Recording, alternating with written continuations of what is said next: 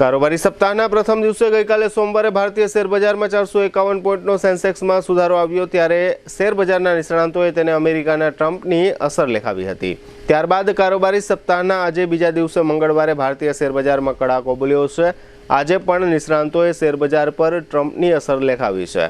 શેરબજારના નિષ્ણાંતોના જણાવ્યા પ્રમાણે અમેરિકામાં ડોનાલ્ડ ટ્રમ્પે રાષ્ટ્રપતિ પદ સંભાળતા જ 78 નિયમોમાં ફેરફાર કર્યો છે।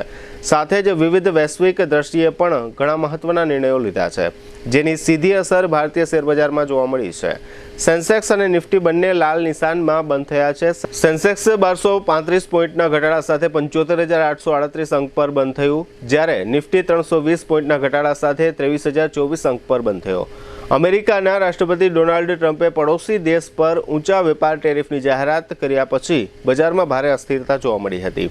ટ્રમ્પે પદ સંભાળ્યાના કલાકોમાં જ પાડોશી દેશ પર વેપાર ટેરિફ લાદવાની યોજનાની જાહેરાત કરી। સોમવારે પદ સંભાળ્યા પછી તરત જ તેમણે કહ્યું કે તેમનું વહીવટી તંત્ર 1 ફેબ્રુઆરીથી મેક્સિકો અને કેનેડા પર 25% ટેરિફ લાદવાનું વિચારી રહ્યું છે।